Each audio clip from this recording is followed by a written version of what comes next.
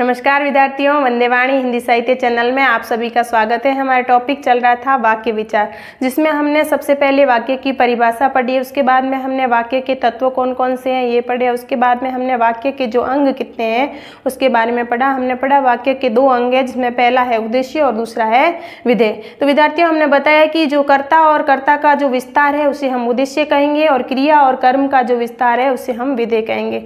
उसके बाद में हम आज का जो हमारा टॉपिक है वो है जो क्रिया के आधार पर जो हमने वाक्यों के जो भेद किए थे उसके बारे में हम पढ़ेंगे कि क्रिया के आधार पर वाक्य के कितने भेद हैं। तो सबसे पहले विद्यार्थियों, हम जो क्रिया के आधार पर भेद किए गए उसमें पहला है कर्तृवाच्य प्रधान वाक्य, दूसरा है कर्मवाच्य प्रधान वाक्य और तीसरा है भाववाच्य प्रधान वाक्य। तो पहले जो है कर्तृवाच्य प्रधान वाक्य है उसकी परिभाषा हम पढ़ लेते हैं। जब वाक्य में प्रयुक्त क्रिया का सीधा व प्रधान संबंध कर्ता से होता है, अर्थात क्रिया के लिंग वचन कर्ता कारक के अनुसार प्रयुक्त होते हैं, उसे हम कर्तृवाच्य प्रधान वाक्य कहते हैं। एक बार पुनः इस परिभाषा को हम पढ़ लेते हैं कि जब वाक्य में प्रयुक्त क्रिया का सीधा व प्रधान संबंध कर्ता से होता है, मतलब जो भी क्रिया वाक्य में प्रयुक्त होगी उसका जो है सीधा संबंध कर्ता से होगा, कर्ता से होता है, यानी कि कर्ता कारक के अनुसार ही प्रयुक्त होता है, उसे हम कर्तृवाच्य प्रधान वाक्य कहते हैं। जैसे धर्मेंद्र पुस्तक पढ़ता है,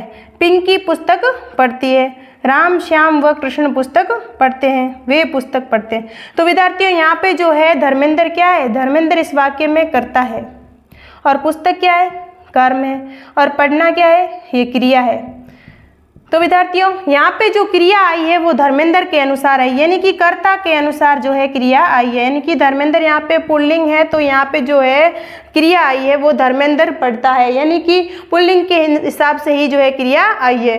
और यहाँ पे पिंकी, पिंकी जो है स्त्रीलिंग शब्द है, तो यहाँ पे जो है क्रिया आई है वो पिंकी के अनुसार आई है, न कि पुस्तक के अनुसार, यानी कि जो क्रिया आई है वो कर्ता के अनुसार आई है, कर्म के अनुसार नहीं आई है। और इधर देखो, राम श्याम व कृष्ण पुस्तक पढ़ते हैं, तो यहाँ पे जो है बहुवचन है, यहाँ पे राम श्याम कृष्ण ये तीनों है बहुवचन है, तो क्या आई? क्रिया जो है बहुवचन के हिसाब से आई, तो राम श्याम व कृष्ण पढ़ते हैं। तो यहाँ पे धर्मेंद्र पुस्तक पढ़ता है, पिंकी पुस्तक पढ़ती है और राम श्याम व कृष्ण पुस्तक पढ़ते हैं। और इधर वे पुस्तक पढ़ते हैं, तो वे पुस्तक पढ़ते हैं, यहाँ पे भी बहुवचन है तो क्रिया भी उसके हिसाब से ही आई, यानी कि जैसे कर्ता होते हैं वैसे ही क्रिया यहाँ पे प्रयुक्त होती है। दूसरा है कर्मवाच्य प्रधान वाक्य। तो विद्यार्थियों, यहाँ पे कर्तृवाच्य में तो जो क्रिया आती थी वो कर्ता के हिसाब से आती थी, यानी कि जैसा कर्ता होता था वैसी ही क्रिया प्रयुक्त होती थी। तो यहाँ पे कर्मवाच्य में जो है जब वाक्य में प्रयुक्त क्रिया का सीधा संबंध वाक्य में प्रयुक्त कर्म से होता है, यानी कि कर्मवाच्य में वाक्य में जो प्रयुक्त क्रिया होती है उसका सीधा सीधा संबंध जो है वाक्य में प्रयुक्त कर्म से होता है, न कि कर्ता से। यानी क्रिया के लिंग वचन कर्ता कारक के अनुसार न होकर कर्म के अनुसार प्रयुक्त होते हैं। उनका जो है लिंग वचन जो भी होता है वो कर्ता कारक के अनुसार नहीं होता है, उसका जो है सीधा संबंध जो क्रिया का होता है वो कर्म के अनुसार ही होता है। जैसे अब देखो महेंद्र ने गाना गाया, अब महेंद्र ने गाना गाया, वर्षा ने गाना गाया, बच्चों ने गाना गाया।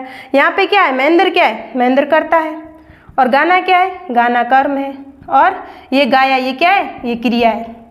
तो विद्यार्थियों, यहाँ पे भी वर्षा करता है और गाना क्या है? कर्म है और गाया ये भी क्रिया है। और बच्चों ने गाना गाया, बच्चे भी यहाँ पे क्या है? करता है और गाना कर्म है और ये गाया जो है क्रिया है।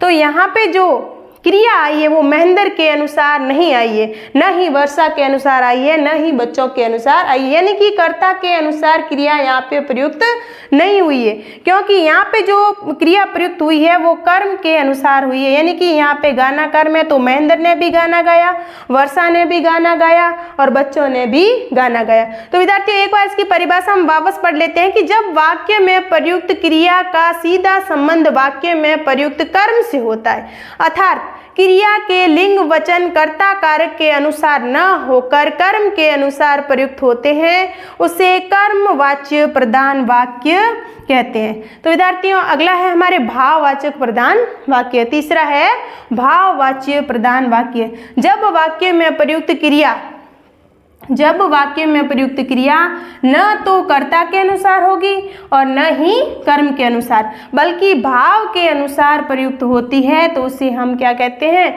उसे हम भाववाच्य प्रधान वाक्य कहते हैं। एक बार पुनः इसको पढ़ लेते हैं परिभाषा को कि जब वाक्य में प्रयुक्त क्रिया न तो कर्ता के अनुसार प्रयुक्त होती है और न ही कर्म के अनुसार प्रयुक्त होती है बल्कि भाव के अनुसार जो है क्रिया प्रयुक्त होती है, उसे हम क्या कहेंगे, उसे हम भाववाच्य प्रधान वाक्य कहेंगे। जैसे उदाहरण देख लेते हैं, गीता से पढ़ा नहीं जाता, मोहन से पढ़ा नहीं जाता, दिनेश द्वारा चला नहीं जाता, सुरेश द्वारा हंसा नहीं जाता, श्याम द्वारा पत्र लिखा नहीं जाता।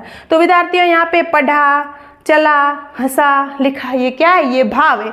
तो यहाँ पे जो है क्रिया जो भी आई है वो भाव के अनुसार आई है, न कि गीता के अनुसार, मोहन के अनुसार, दिनेश के अनुसार, यानी कि जो भी कर्ता दे रखे हैं उनके अनुसार जो है क्रिया यहाँ पे प्रयुक्त नहीं हुई है। यहाँ पे जो क्रिया प्रयुक्त हुई है वो भाव के अनुसार हुई है, जैसे पढ़ा, चला, हंसा, लिखा, इसके अनुसार ही क्रिया जो है प्रयुक्त हुई है। तो विद्यार्थियों आज का जो हमारी क्रिया के आधार पर वाक्य के भेद थे वो हमने पढ़ लिए। कल की क्लास में हम रचना के आधार पर हमारे जो के भेद कर रखे हैं, जिसमें पहला है साधारण या सरल वाक्य, दूसरा मिश्र वाक्य और तीसरा संयुक्त वाक्य, इनके बारे में हम पढ़ेंगे। आज के लिए इतना ही, धन्यवाद।